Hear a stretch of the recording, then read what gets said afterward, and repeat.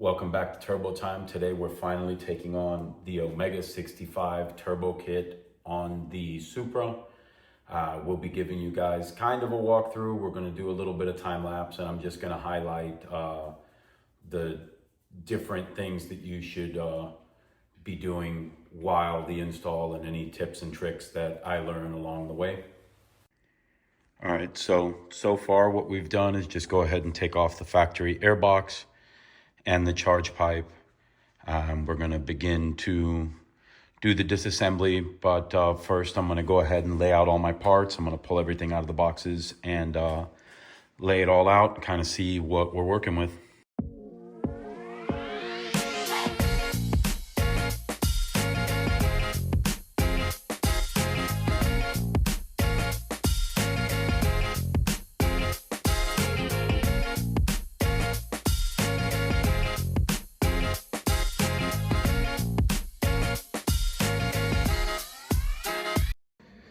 All right, so first things first, you take off your intake and air box. That's pretty straightforward. You take off your charge pipe. It just makes things easier because there's less stuff in the way. Right after that, the heat shield is really only held on by 2 bolts that goes right above the turbo there. You need to unplug your electronic wastegate, and you want to unplug both O2 sensor plugs. For those of you guys that don't know, the way these work is you pull back on this gray tab, you push down on it and pull it out. After that, you move the bottom of the car and you go ahead and take off all of your skid plates. So you pull all your skid plates off, quite a good amount of bolts. These are 8 millimeters and these are 15s that hold on the metal skid plate. I chose to put them in Ziploc bags to make sure we don't lose anything. Right after that, you can see those copper nuts. They are all accessible from the top side, and that's what holds on the turbo manifold. I don't know if I mentioned that obviously you take off the downpipe. The downpipe is pretty straightforward, goes on with a V-band. And here is everything that comes in the Remnant package. They give you their own airbox, the intake, charge pipe, obviously the turbo, different heat shield. One's for the airbox, the other one is for the turbo itself. And then they include all the lines and everything else that you need, along with the intake and the other side of the charge pipe. So you swap your sensors over to these. I chose to do it beforehand. And I guess we'll get back into the time lapse.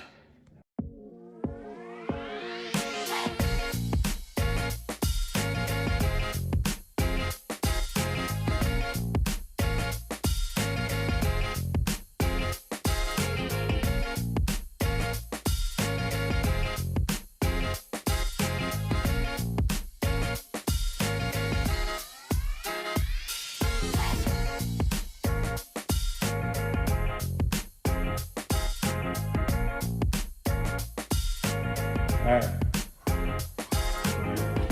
so this thing is now ready to come out of here. It's better if you have a buddy. Press the back.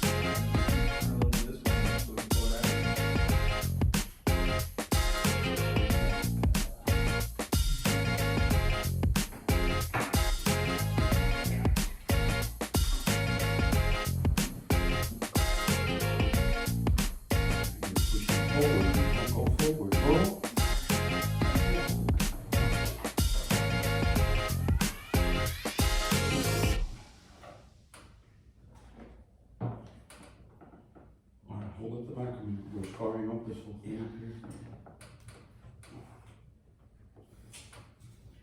Go down the side over there. for stock right here.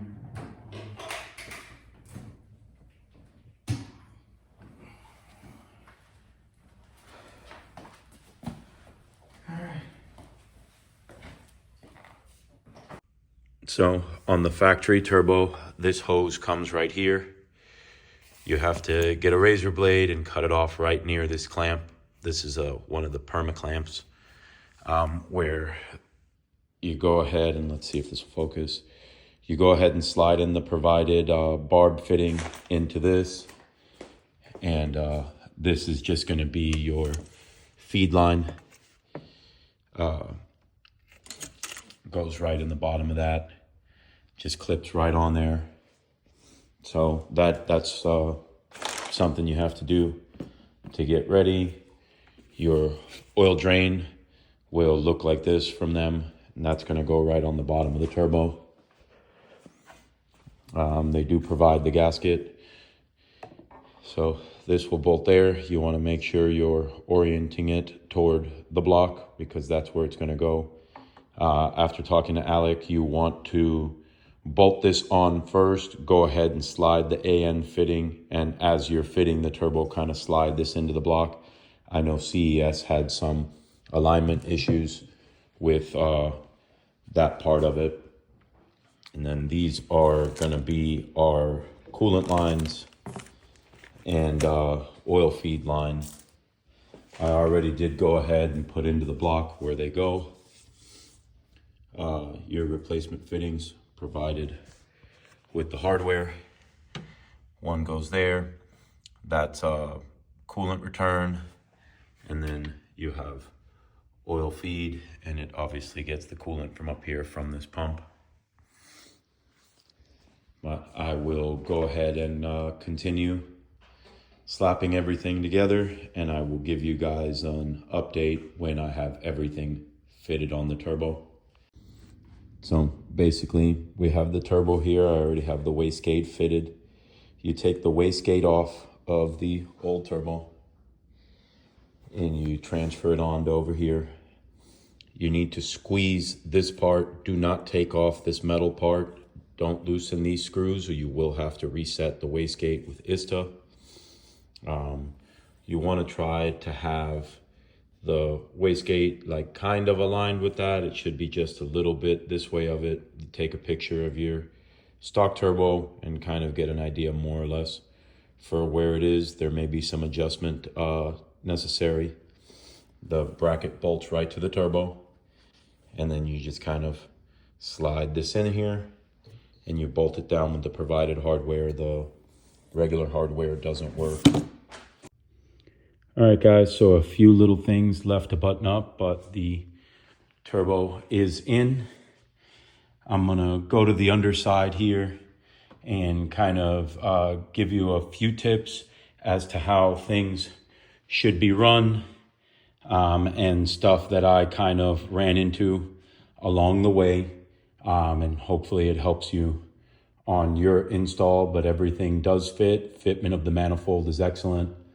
Turbo fits right in. There's a couple things that are a little bit difficult, like the lower drain line kind of has a different technique. I'm going to give you guys a kind of two different ways to do it, the way Remnant says to do it and how I ended up doing it, which was a little deviation. There's no wrong way.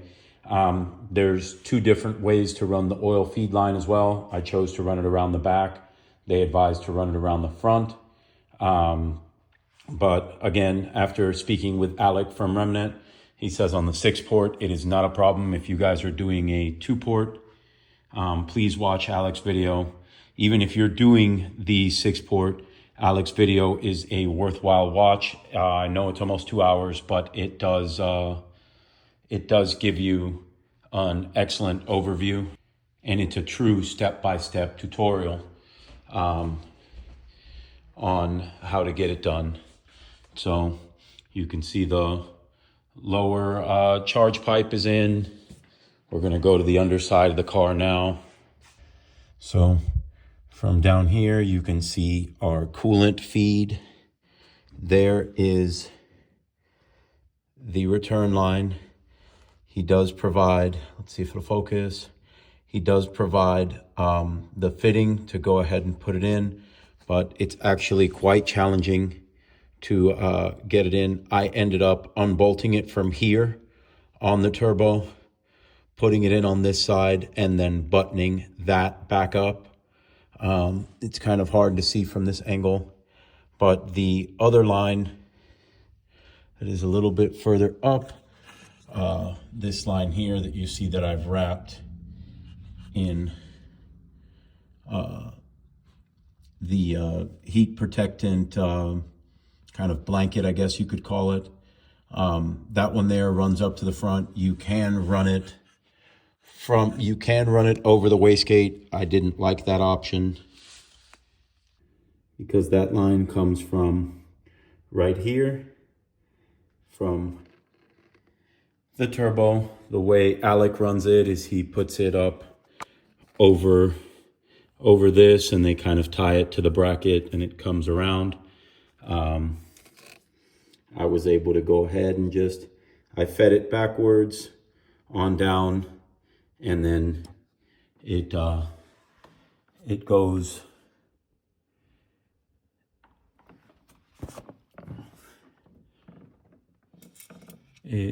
right there. Let's see, focus. So it goes to the other boss on the block, just right there. So I chose to run it around back. I felt it was a cleaner install, but both ways are correct.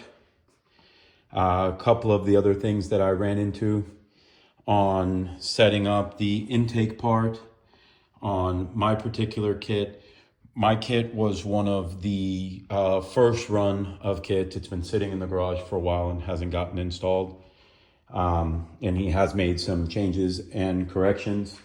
I had to shave little, I guess you can call it like a guide pin. Not all the map sensors on the charge pipe are going to be this way.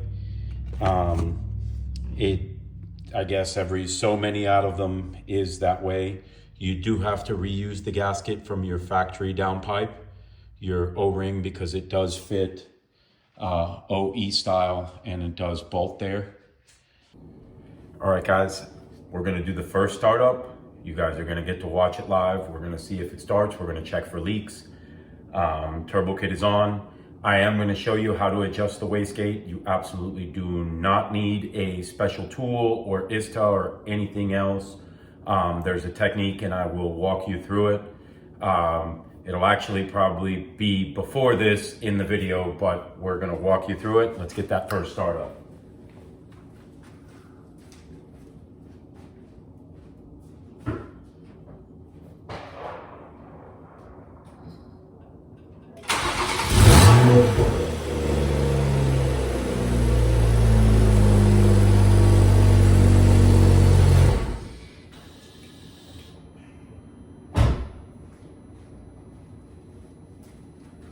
All right, fires.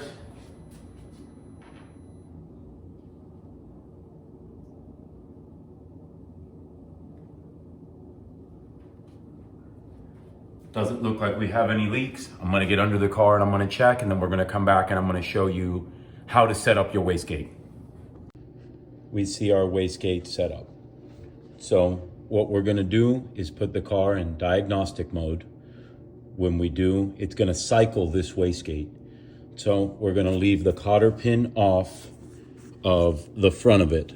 So we're gonna leave the cotter pin off right here. When we go in the car, we're gonna see one of two codes. I'm gonna screenshot them for you and show you what those two codes are. I believe it's 123422 and 123432. 32 means that your wastegate arm is too long and you need to shorten it. 22 means that the wastegate arm isn't long enough and you need to make it longer. So on your MHD or BM3, whatever it is that you're using, what you're gonna do is put the car in diagnostic mode, let it give you the codes, read them off the MHD or BM3, And depending on which code you have, you're gonna come and give it one single turn in either direction. So we're gonna go ahead and slide it off here, turn it one time, put it back, and then we're gonna do it again. This took me maybe 4 or 5 tries, one at a time. Just be patient. And then there are no codes. The wastegate is synced. You don't need a special tool. You don't need anything to make it work. Alec had told me this, and he was absolutely right. No codes. The turbo's working as it should. After our first startup, everything seems good. I had one little leak coming from the oil feed that is now corrected. We're going to go ahead and put the heat shield on, kind of get all of this dressed up now that we know that we have no leaks, and we're going to take it for a test ride.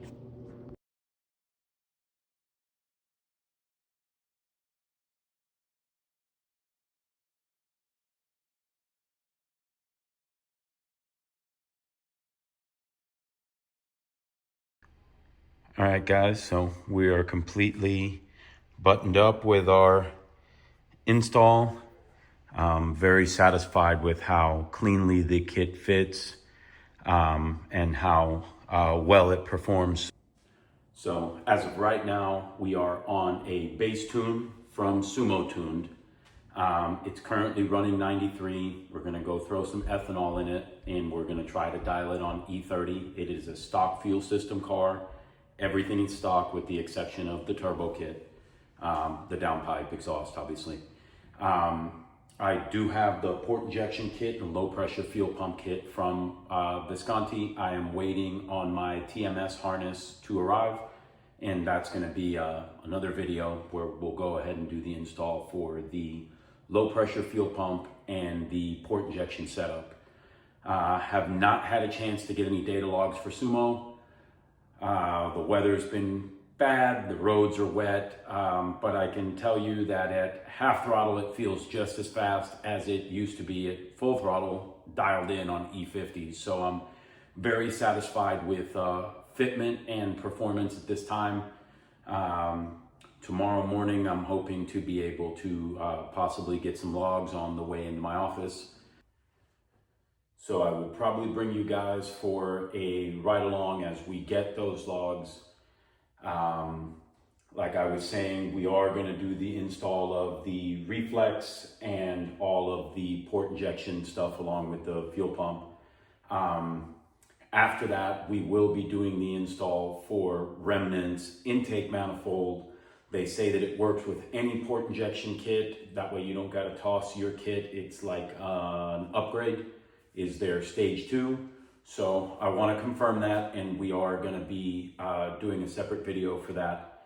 Also, in the meantime, we're going to tune for E30. We're going to see how it performs, and hopefully within the next week or two, we can go ahead, install all the low pressure fuel pump kit, the port injection kit, and turn it up on full E85 and see what it'll do on the stock intake manifold.